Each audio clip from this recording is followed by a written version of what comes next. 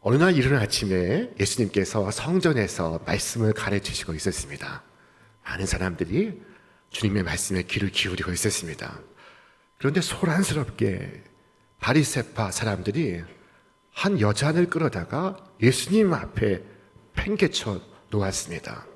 그리고 예수님께 이렇게 말하는 것이었습니다. 선생님, 이 여자가 간음을 하다가 현장에서 붙잡혔습니다. 모세는 율법에 이런 여자를 돌로 쳐서 죽이라 하였거늘 선생님은 뭐라고 하시겠습니까? 성경은 저희가 이렇게 말하면 고소할 조건을 얻고자 하여 예수를 시험하 미러라 라고 말씀하고 있습니다. 자, 그러나 예수님은 아무 말 없이 몸을 굽혀 땅에 글씨를 쓰시고 있었습니다. 예수님은 그 순간 무엇을 쓰고 계셨을까요? 사람들이 재촉하기를 그치지 않자 예수님께서 허리를 펴사 그들을 향해 말씀하셨습니다. 너희 중에 죄 없는 자가 먼저 돌로 치라. 그리고 이내 다시 몸을 굽히시고는 손가락으로 땅에 무엇인가를 써 나가시는 것이 아니겠습니까? 그리고 놀라운 일이 벌어졌습니다. 자, 주께서 죄 없는 자 먼저 치라 하셨는데 나이가 많은 사람으로부터 시작하여 한 사람 한 사람 뒤로 물러나 떠나가기 시작했습니다. 자, 그리고 마침내 예수님과 여자만 남게 되었습니다. 그리고 예수님께서 몸을 일으키시어 여자에게 부르셨습니다. 여자여, 사람들은 어디에 있느냐? 너를 정죄한 사람이 한 사람도 없느냐? 주님, 한 사람도 없습니다. 그때 예수님께서 하신 말씀이 이것입니다. 나도 너를 정죄하지 않는다. 가서 이제부터는 다시는 죄를 짓지 말아라. 놀라운 일들이 이 짧은 순간에 연속해서 일어났습니다. 자, 서기관과 바리새인들이 예수님께 덫을 놓고자 하여 한 죄인을 붙잡아 성전에 계신 예수님께 다가왔습니다. 그러나 예수님께서는 저들의 계략을 헛되게 만드셨으며 동시에 군중의 양심을 흔들어 깨우쳐 주셨으며 동시에 죄를 범한 여인을 갱생의 길로 인도해 주셨습니다. 예수님께서 하신 말씀, 너희 중에 죄 없는 자가 있느냐 하신 것과 예수님께서 말씀하신 이 질문에 답을 했던 주님, 한 사람도 없습니다 하는 이 대화가 2000년이 지난 지금도 우리 귓가를 울리고 우리 양심을 울리고 있습니다. 너희 중에 죄 없는 자가 있느냐? 주님, 한 사람도 없습니다. 이 장면에서 사람들의 호기심을 불러일으킨 것이 있습니다. 예수님은 땅 위에 무엇을 쓰고 계셨을까? 예수님께서 무엇을 쓰고 계셨을까요? 성경이 침묵하니 우리는 알 수 없습니다. 그러나 어떤 분이 이렇게 이야기를 했습니다. 예수님이 쓰신 글씨는 바로 이것입니다. 너희들 중에 죄 지은 놈들 내가 다 알지. 내 그 이름을 여기서 적어보마. 그리고는 홍길동, 임꺽정, 손오공 쭉 이름을 써내려 가신 것이 아니겠습니까? 그런 다음 다시 일어나셔서 너희들 중에 이제 죄 없는 자가 먼저 돌로 치라 하셨다는 것입니다. 시인 최일화에 하나님은 위험하시다라는 제목의 시가 있습니다. 하나님은 고달프시다. 도둑질한 사람, 간음을 한 사람, 살인을 한 사람, 낱낱이 자신의 비밀을 불온한 재산처럼 간직한 채 당신의 이름을 헛되이 부를 때 하나님은 고달프시다. 낱낱이 그 죄를 가리어 용서하고 위로하고 다시 사랑하시고 괴롭고 슬프고 또 외로우시다. 기도 소리와 성가 소리에 기뻐하시기보다 보이지 않는 것까지 속 마음까지 보시는 당신께서 저 사람들의 마음속에 원한과 증오와 미움과 분노와 욕심을 훤히 들여다보시며 하나님은 난감하시다. 호시탐탐 당신을 처형하려는 무리 앞에 하나님은 위험하시다. 에덴 이후로 살아가는 우리 인간의 역사는 한마디로 죄의 역사입니다. 죄의 역사를 거듭해서 써내려가고 있습니다. 사람들 있는 곳마다 분쟁이 있고 다툼이 있고 갈등이 있고 죽임이 있었습니다. 아담에게 본래 두 아들이 있었습니다. 가인과 아벨이죠. 형 가인은 아벨을 질투했습니다. 그를 시기하여 아우를 들로 데리고 나가 아우를 돌로 쳐서 죽였습니다. 자, 그리고 시간이 조금 흘러서 창세기는 이 가인의 후예인 라멕의 자랑을 성경에 기록하고 있습니다. 이 라멕이 가인의 몇 대 손주인 이 라멕이 어느 날 사람을 죽였습니다. 그리고 그는 두 아내를 불러서 의기양양하게 말했습니다. 아다와 실라는 내 말을 들어라. 라멕의 아내들은 내가 말할 때 귀를 기울여라. 나에게 상처를 입힌 남자를 내가 죽였다. 나를 상하게 한 젊은 남자를 내가 죽였다. 가인을 해친 벌이 7갑절이면 라멕을 해치는 벌은 77갑절이다. 라멕이 지금 사람을 죽이고 자랑하고 있습니다. 의기양양해하고 있습니다. 오늘도 다르지 않습니다. 이스라엘에서 우크라이나에서 사람들이 죽어가고 죽인 사람들은 죽은 숫자를 과시하고 자신의 가진 힘을 자랑하고 있습니다. 자, 어느 지혜로운 유대인 랍비는 이렇게 적었습니다. 지금은 울 때다. 사람으로 태어난 것이 부끄럽다. 사람의 얼굴에서 하나님의 형상이 살아있도록 지키지 못한 종교 앞에서 종교인이라고 불리우는 것이 난처한 일이 되고 말았다. 이 밤을 어찌할 것인가? 이 어두운 밤을, 이 밤을 어찌할 것인가? 가장 존경받는 랍비 아브라함 요수아 헤셀의 글입니다. 사도 바울은 어떻게 이런 세상이 왔는지를 오늘 본문 속에서 설명하고 있습니다. 이것을 설명하기 위하여 사도 바울은 한 사람을 소환하고 있습니다. 우리가 과거를 거슬러 올라가고 또 올라가고 끝까지 올라가면 만나는 그 한 사람, 바로 아담입니다. 아담은 인류의 대표입니다. 이 아담이 유혹을 받아서 타락하게 되었습니다. 그 결과 그는 낙원에서 쫓겨났으며 아담의 후예인 우리는 아담을 따라 심판과 정죄를 받게 되었습니다. 이 아담의 죄는 인류를 지배하였으며 인류는 죽음으로 끝날 때까지 수고와 슬픔의 삶을 살게 되었습니다. 우리는 우리의 대표자로 말미암아 타락하였습니다. 이런 대표에 의한 결정이 부당합니다 라고 말할 수 있습니다. 자, 그러나 우리 각자가 그런 시험을 당했다 하더라도 우리는 똑같이 타락했을 것은 분명한 사실입니다. 왜냐하면 이 아담이라는 이 단어가 흙을 의미하는, 곧 인간을 뜻하는 보통 명사이기 때문입니다. 성경에 아담이라 적었으니 이것이 사람의 이름을 가리키는 구유명사라고 생각하기 쉽습니다. 그러나 이것은 보통 명사요, 사람을 가리키는 말입니다. 아담은 인간을 의미하고 있습니다. 아담은 여러분과 저를 상징하고 있습니다.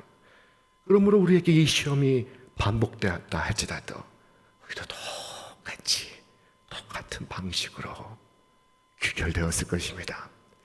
아담이 죄짓는 자리에서 우리도 함께 선악과를 먹었습니다.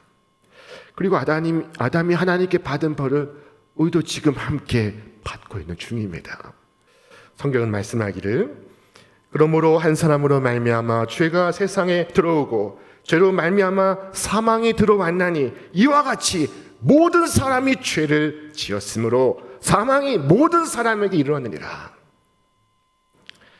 자, 그러나 이야기는 여기서 끝나지 않습니다. 여러분, 하나님께 감사하시기를 바랍니다. 또 다른 대표자가 우리에게 왔습니다. 그는 인간입니다. 참 인간입니다. 100% 인간입니다. 그러나 인간 그 이상이었습니다. 그는 하나님이었습니다. 자, 그는 우리의 죄를 위한 영원한 제사를 드렸습니다. 그가 자신을 드림으로써 우리는 대속함을 얻게 되었습니다. 이 대속은 그를 믿는 자 모두에게 임하는 것입니다. 우리는 지금 로마서의 가장 핵심에 이르고 있는 중입니다. 자, 아담은 아담인데 첫 번째 아담과는 전혀 다른 두 번째 아담 안에서 우리는 살게 되었습니다. 우리는 첫 번째 아담 안에서 타락했고 두 번째 아담 안에서 소생하게 되었습니다. 한 사람으로 말미암는다고 하는 이 문제에 대해서 꼭 같은 원리입니다. 이것이 바로 대표의 원리입니다. 아담 한 사람으로 인하여 죽음이 세상에 들어온 것처럼 예수 그리스도 한 분을 통하여 생명이 이 세상에 들어왔습니다. 한 사람의 범죄로 인하여 많은 사람이 죽었듯이 한 사람 예수 그리스도를 통하여 많은 사람에게 생명이 임했습니다. 바울은 이렇게 설명하고 있습니다. 그런즉 한 범죄로 많은 사람이 정죄에 이른 것 같이 한 의로운 행위로 말미암아 많은 사람이 의롭다 하심을 받아 생명에 이르렀느니라. 아담은 우리가 변제할 수 없는 엄청난 빚을 유산으로 남겼습니다. 이에 덧붙여서 우리가 매일 매 순간 빚을 더해가고 있습니다. 우리가 생각으로 지은 죄, 우리가 이 말로서 지은 죄, 우리가 행동으로서 지은 죄, 알고서 지은 죄, 모르고 지은 죄, 하나님께 대하여 지은 죄, 사람께 대하여 지은 죄, 청년의 죄, 장년의 죄, 노년의 죄. 자, 여러분, 그 죄의 죄를 더해 쌓아 올려간다면은 그것은 아마 거대한 산이 될 것입니다. 자, 여러분, 우리에겐 처음부터 채무가 있었는데 이 채무는 갚을 수 없는 채무였는데 이 채무로 상속받고 나서도 우리는 빚에 빚을 더해갔습니다. 천문학적인 빚을 지게 되었습니다. 자, 여러분, 여러분의 죄를 세워보려고 하신다면은 너무 노력하지 마십시오. 왜냐하면 셀 수 없기 때문입니다. 우리의 죄는 셀 수 없습니다. 그러나 아무리 많다 해도 용서하신 하나님의 무한한 은총이 마치 파도가 해변을 깨끗하게 쓸어가듯이 그렇게 우리의 죄를 쓸어가 버렸습니다. 쉬운 번역 성경은 이렇게 적었습니다. 하나님께서 거저 주시는 은총과 아담의 죄는 그 효과에 있어서 서로 비교가 되지 않습니다. 아담의 경우에는 그 한 사람 때문에 모든 사람이 유죄 판결에 심판을 받게 되었지만 은총의 경우에는 죄 지은 많은 사람이 은총을 거저 입어 무죄 판결을 받았습니다. 그래서 바울은 죄가 더한 것에 은혜가 넘쳐나니 라고 말씀하고 있습니다. 아무리 죄가 많다 해도 그보다 더 큰 것은 은혜라는 것입니다. 자, 그 모든 빚이 소멸되고 모든 채무가 변제되었습니다. 여러분, 이보다 더 기쁜 소식이 어디 있습니까? 이보다 더 놀라운 소식이 어디 있습니까? 이보다 더 복된 소식이 어디 있습니까? 한 번의 범죄가 우리를 죽게 했지만 그러나 그리스도의 그 긍휼은 우리의 무수한 죄들을 지워나갔습니다. 어떤 사람이 죄를 범했지만은 대통령 이후에 사면을 선언하였다면 그건 더 이상 두렵지 않습니다. 경찰이 그의 집에 찾아와도 그는 두렵지 않습니다. 맞습니다. 이미 송사를 진행해서 재판을 끝낸 것과 똑같습니다.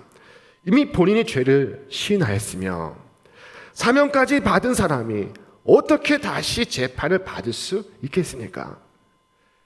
온 땅의 재판장께서 우리에게 주신 사면은 그리스도의 피로써 적어 나간 것입니다. 하나님께서 신자들을 대신하여 그리스도께 고통을 받게 하셨다면 여러분, 그 후에 우리가 다시 고통을 당할 수 없습니다. 그 후에 우리가 다시 고통을 당한다면 그리스도의 십자가가 부족하다는 말입니까? 동일한 한 번의 범죄에 대하여 두 번의 형벌을 받는 것은 하나님의 의에도 부합할 수 없는 것입니다. 그러므로 하나님의 자녀는 장차 하나님 앞에 설 때 두려움을 갖지 않을 수 있습니다. 두려워할 필요가 없습니다. 그는 이미 심판을 받았습니다.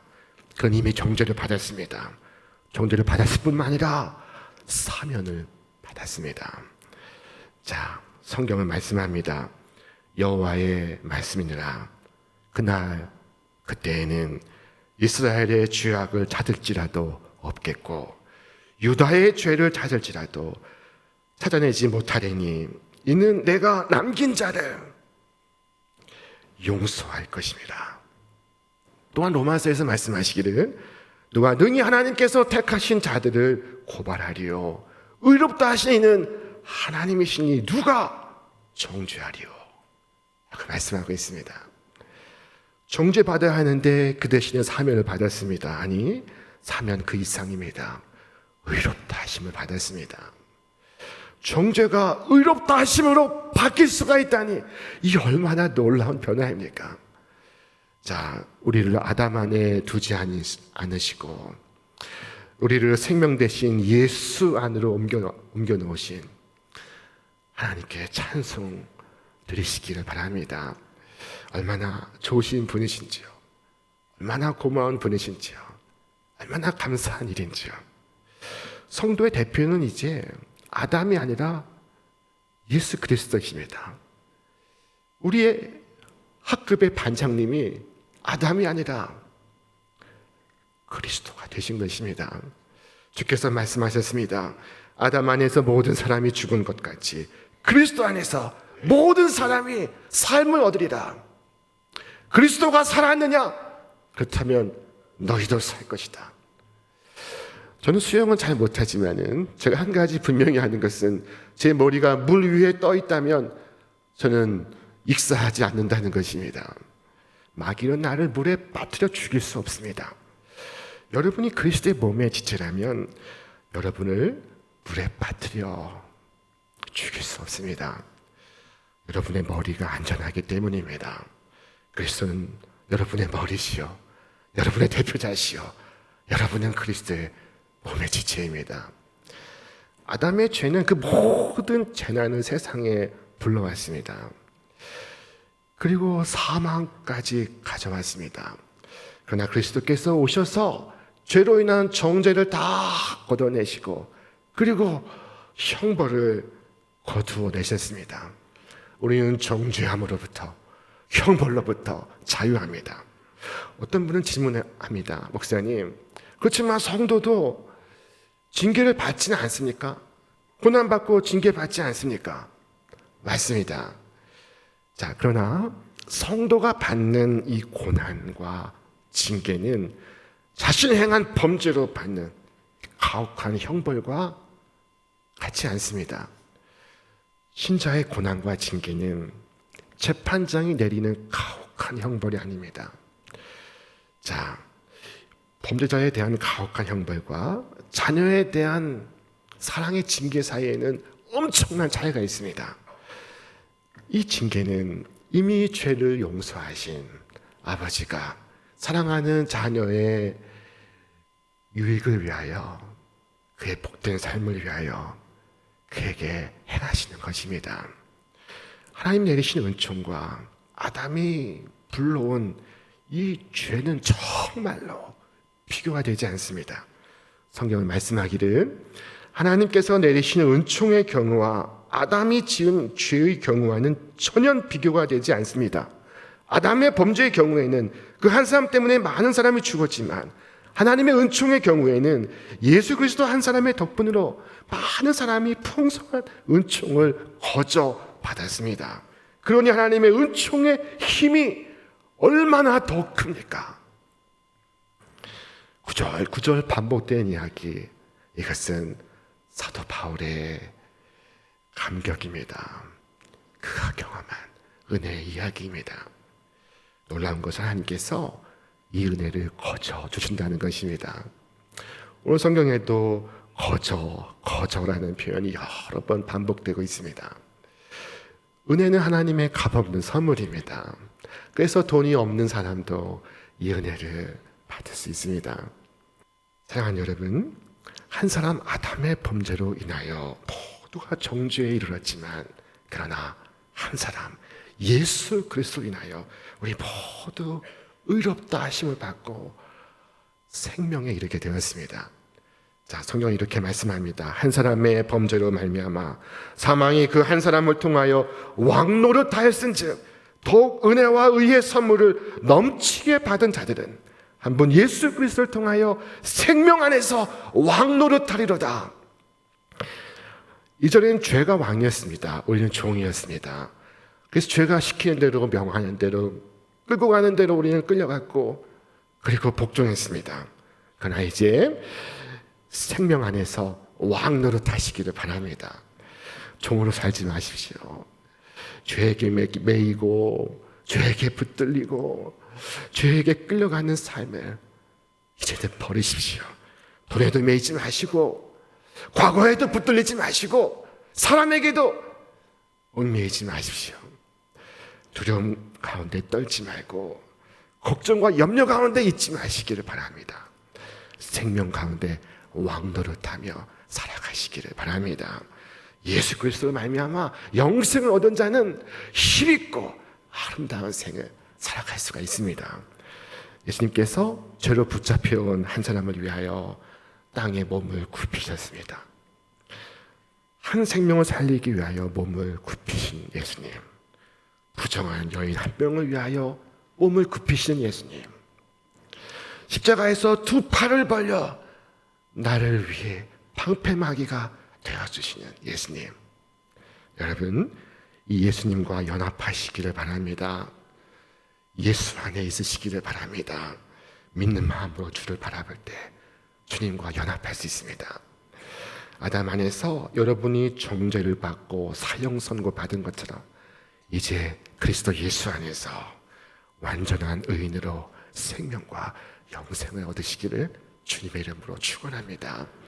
이 놀라운 은혜에 눈이 뜨이고 이 놀라운 사랑에 귀가 열리고 이 놀라운 소식에 여러분의 마음이 열리시길 바랍니다. 머리로 하는 지식이 이 가슴으로 깊이 우리의 삶으로 가득히 내려오기를 바랍니다. 그래서 이전에 살지 못했던 삶, 이전에 누리지 못했던 자유, 기쁨, 구원, 영생을 누리시고 날마다 주님을 찬송하시는 여러분과 제가 되시기를 주님의 이름으로 축원합니다. 축원합니다.